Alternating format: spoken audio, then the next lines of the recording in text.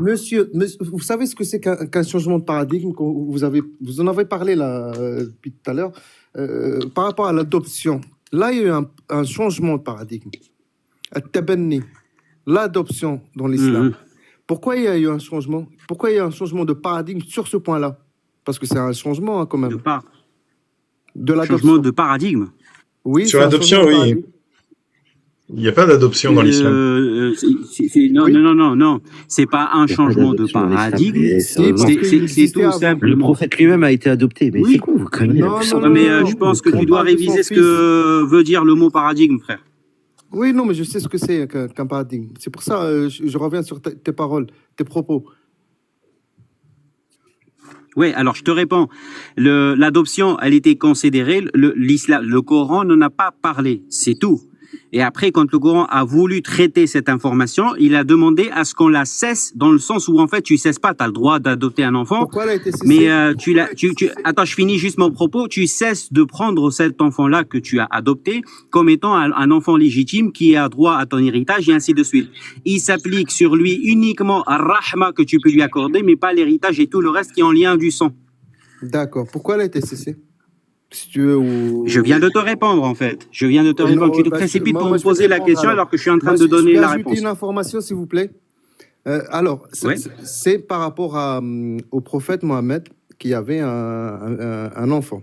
Hein, oui, Zayd ibn Haritha. Voilà. Oui, il s'appelle Zayd ibn Haritha, oui. Ok, il l'a adopté plusieurs années, hein, on est d'accord? Oui.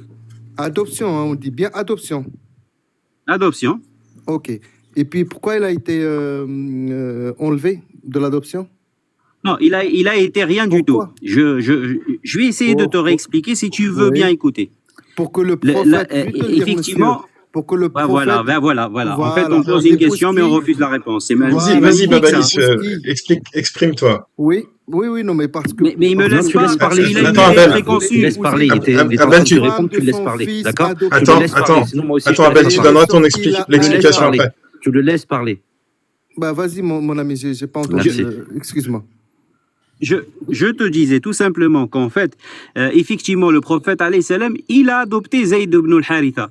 Et il a fait ça selon les coutumes. C'est-à-dire il l'aime comme son fils et ainsi de suite. Et il est prêt vraiment de le considérer et appliquer avec lui tout ce qui s'applique vis-à-vis d'un enfant réel, c'est-à-dire un enfant de sang. Sauf que Allah, il n'a pas interdit l'adoption, il a juste interdit tout le reste. C'est-à-dire, effectivement, tu as le droit de l'aimer, de le chérir, mais ce qui est interdit, par exemple, il est interdit sur toi en tant que papa d'épouser la femme ou l'ex de ton fils. D'accord? Quand le prophète, alayhi salam, il voulait s'abstenir quant à l'épouse, l'ex de Zayd ibn Haritha, Allah lui dit, mais non. En fait, tu as le droit de l'épouser, tu sais quoi, tu vas l'épouser. Pour abolir quelque part cette idée de vouloir appliquer les mêmes gestes d'héritage et tout ce qui s'ensuit, qui sont en lien avec le sang, d'accord? Vouloir les appliquer avec les enfants adoptifs. Si tu veux, l'héritage ne se réfère pas à l'émotion ou la considération qu'on a. L'héritage, l'épousaille, tout ça se réfère à un lien de sang, c'est tout. Oui, tout le monde a compris. C'est comme la consanguinité. Oui. Si tu veux, par exemple, ne pas donner ta fille, regarde, si tu veux pas donner ta fille à ton fils adoptif, et tu rends ça interdit parce que tu as peur de la consanguinité, c'est à côté de la plaque. Monsieur, pourquoi? Laissez-moi répondre à votre questionnement, s'il te plaît. 2 secondes. Pardon. Je t'écoute. Oui, l'adoption, elle existait pendant plusieurs années pour le prophète. Il l'a aboli avec une ayah qui est descendue. Hein. On ne va pas faire des rappels, tout ça, on connaît toute cette histoire. Pour épouser ça, je ne sais pas comment, la fille la femme de son fils adoptif. Voilà. Et c'est là où on peut considérer qu'il y a un changement de paradigme par rapport à ça, parce qu'il y a un retournement de situation. Toute la société, elle était impactée. Et toutes les sociétés actuelles sont impactées par ce fait-là.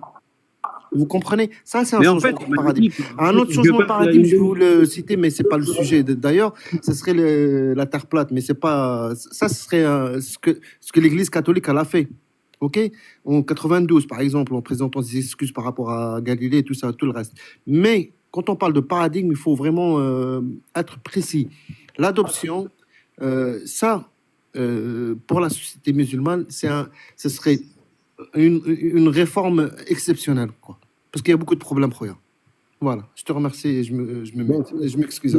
Tu m'excuseras, mais j'ai l'impression, en fait, je t'ai expliqué les choses. Wallah al-Azim, j'ai l'impression que je parle avec un mur.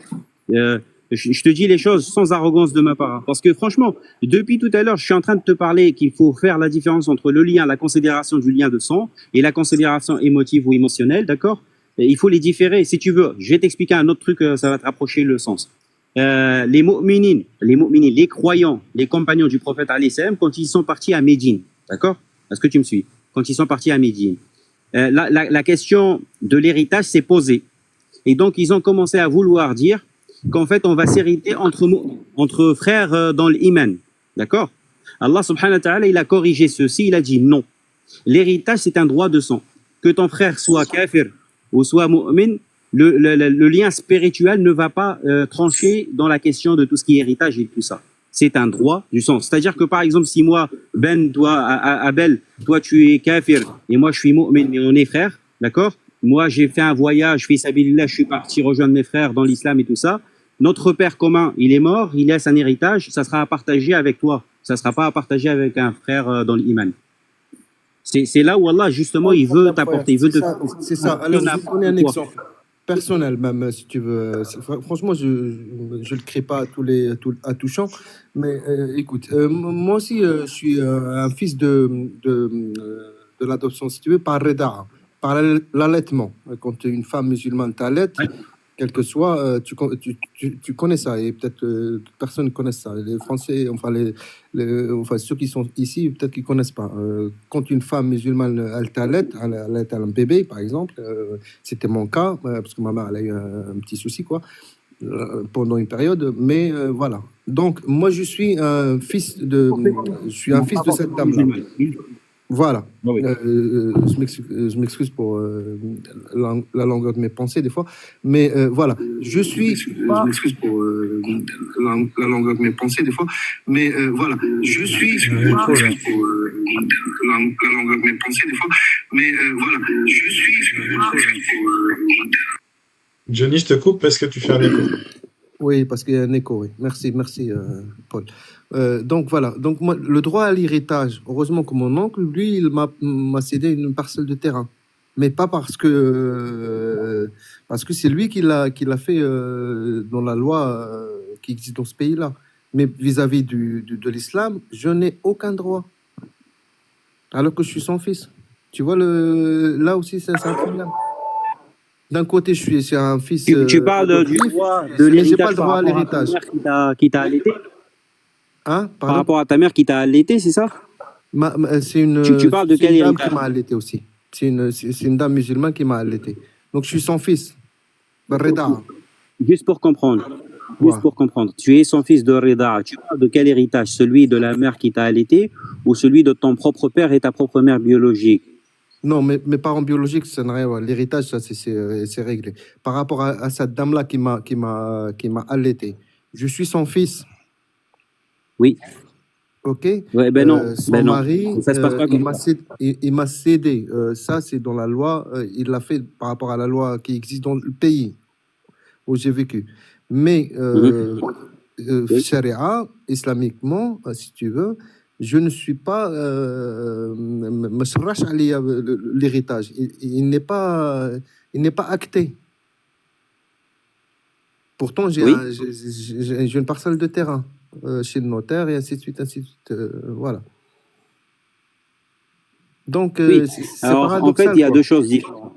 Quand tu es enregistré par la mairie comme étant le fils d'un tel et d'un tel, là, tu es en train de parler de la loi de l'État, la mairie, tout ce qui fait, voilà, carnet de famille, ainsi de suite.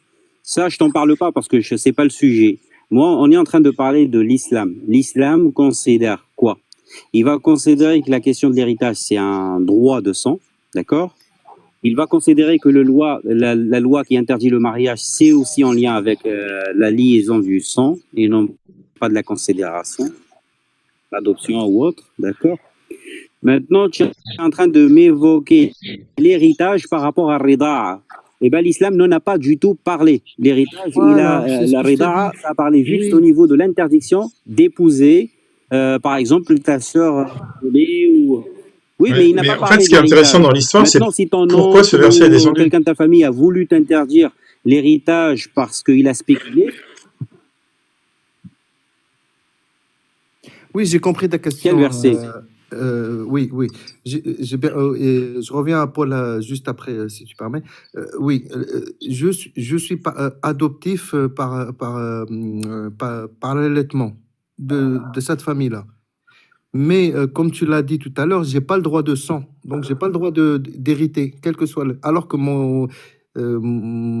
cette personne-là, les parents là, ils m'ont donné parce que la loi de ce pays-là le permet. Heureusement, c'est pas une loi islamique, c'est Eh bien, une c'est très loi bien. républicaine. Voilà. Mais par rapport à l'islam, Ah, comme tu le dis heureusement, toi-même, c'est j'ai une pas loi le droit. islamique. D'accord. Voilà, c'est ça Ok. ce que je veux dire, préciser. Merci. La loi islamique, Ça prend une bonne connexion, là. mon ami, la loi islamique, elle s'applique. Écoute, écoute. La loi islamique, elle s'applique dans un ensemble. Ça veut dire qu'en fait, c'est unique. Certains, si tu n'as pas, On t'entend pas bien, je sais pas si Paul aussi. Oui, tu as un t'as problème de réseau, là. d'autres droits qui ailleurs. Toi, tu es parmi elles. Garantie, tu as des... Vous Et tu m'entendez? vas pas nous entendre, j'imagine, mais tu as un problème de réseau. Allô, allô. Je pense que j'ai un problème de réseau, oui. Je vais me mettre là, peut-être que c'est mieux. Vous m'entendez là? Vous m'entendez? Oui, je t'entends. C'est mieux? Ouais. Non, mais moi, je vous écoutais. Hein, j'avais pas de problème dans ce sens-là. C'est plutôt ma mauvaise connexion qui faisait que... D'accord. Juste pour répondre à Abel, quand tu parles de la loi islamique, la loi islamique, elle s'applique dans son ensemble. Ça veut dire qu'il y a al-qa'ida, une règle qui s'appelle la ifrata wa la tafrit. La ifrat wa la tafrit. C'est-à-dire qu'il n'y a pas d'excès, il n'y a pas de négligence non plus. Il n'y a pas de genre, tu vas négliger une personne qui fait partie de la société comme si elle n'existe pas. Ça veut dire que si il est interdit d'avoir accès à des droits d'héritage par le fait que tu sois adopté, il t'est autorisé d'autres droits ailleurs. Est-ce que tu m'entends? Tu es considéré parmi ceux qui sont appelés l'aitam, les orphelins. Et les orphelins sont pris en charge par l'État et il y a une recherche sur les parents biologiques afin de t'amener justement ton héritage qui t'appartient de ton père et de ta mère, malgré qu'ils font plus partie de cette vie, afin de te les attribuer quand tu atteins un certain âge, où tu es capable de te prendre en charge et dépenser ton propre argent. Donc tu vois que l'islam ne te néglige pas, mais il ne va pas te donner comme beau te semble. Ouais, enfin, ça, moi, Abel, tu voulais en parler, très bien. Mais ce qui est intéressant, en fait, dans le verset 33-4, c'est pourquoi est-ce qu'il est descendu. Et c'est quand même très opportun que ce verset descende justement quand Mohamed voulait épouser la femme de son fils adoptif, quand même, tu crois pas? Oui, c'est ce qu'on appelle, oui. Ben non, c'était l'occasion pour mettre... En fait, si tu veux, moi, si je te dis, par exemple, il vous est interdit d'avoir une considération législative vis-à-vis de vos enfants adoptifs. Tu me dis oui, il n'y a pas de problème. Non. Ben, Allah, il a profité d'une occasion où, émotionnellement parlant, on va vouloir appliquer ce qui s'applique sur nos enfants, parce qu'on l'aime, cet enfant, comme s'il est réellement notre enfant. Et ben Allah, il a voulu justement, par une hikma, par une sagesse, de forcer ce mariage-là pour ôter cette interdiction de la des croyants. Ah, incroyable. J'adore ton explication. Non, mais oui, parfait. Eh ben oui, mais moi, c'est ce que j'aurais fait. Hein. Moi, c'est ce que j'aurais fait très sincèrement. Belle acrobatie du bon Dieu. On va éviter de faire trop dans l'affectif. On va éviter de faire trop dans l'affectif, donc tu vas épouser la femme de ton fils adoptif. Non, mais en fait, c'est pas interdit. En fait, t'as beau le considérer comme ton fils adoptif, d'accord, on te l'accorde sur l'affectif, mais tu n'appliques pas une loi qui s'applique pas sur lui. Ta considération n'a pas de poids. C'est que, je sais pas pourquoi vous êtes, mais la loi en France. Dans l'explication du verset, cher ami, pourquoi dans l'explication de ce verset, on t'explique que le prophète est allé dans la maison de son fils, adoptif du coup, et il a trouvé sa femme Hasera, c'est-à-dire qu'elle était en toute petite tenue. Et dans l'explication, c'est à la suite de ça que le prophète lui dit à la femme de son fils adoptif, Subhan muqallib al-qulub, qui veut dire en gros, waouh, t'es trop belle, quoi. Et elle a raconté l'histoire à son mari, et son mari a tout de suite compris, il est pas bête, Zayd, donc il a compris que son père avait justement envie Bah dis-le que son père avait bondé sur elle, c'est ça. Il lui a dit, si tu veux, comment vous êtes, c'est un truc de voilà, fou, en gros, ouais. Et il lui a dit, je vais la répudier pour toi. C'est dans le char, c'est pas moi qui le dis, c'est pas un scénario que j'ai fait moi tout seul. Je n'ai rien à foutre du char, va débattre avec ces gars-là. Ah, t'en as rien à foutre du char? Mais bien sûr que j'en ai rien à foutre du char. Moi, je considère que le Coran est la parole d'Allah et je vis en pensée, c'est tout. Ok. C'est l'explication du Asbab Nuzul, c'est les raisons de la révélation. Les raisons de la révélation. Donc toi, ça t'intéresse pas de savoir pourquoi la révélation a été faite. Ouais, mais est-ce que ces gens-là, ils ont lu mon livre à moi d'exégèse parce que la raison de la révélation, elle est comme ça. Alors, est-ce que la raison de la révélation t'intéresse ou pas dans le Coran? Parce que sinon, on comprend plus rien. Alors, si, on comprend très bien. Les raisons de la révélation, j'en ai un livre à moi qui s'appelle Les raisons de la révélation. Est-ce que ces gens-là, ils ont lu le mien? C'est quoi ton livre? Pardon. T'as le livre de Asbab Nuzul? Oui, j'ai un livre qui m'est propre, qui correspond à mes propres recherches, qui s'appelle Asbab Nuzul. J'ai aussi un livre de la biographie du prophète alayhi salam. De son proche. De qui? T'as une référence de juste l'éditeur? Non, Babalis, c'est moi. C'est intéressant. C'est moi. Tu as fait ton propre interprétation. Ah, d'accord. Ah, ok. Ouais. Mais tu as le droit. Bien, hein. Tu as le droit. Donc oui, non, mais c'est ça qu'il faut. En fait, donc toi, tu étais présent. J'en suis responsable. Et les gens qui étaient présents, t'ont fait quoi? Qui sont super-héros, qui sont Superman, moi, j'y suis pour rien. C'est pas mon problème. Superman. Moi, Superman. Bon, sur ce, je vous écoute et je vais essayer de répondre.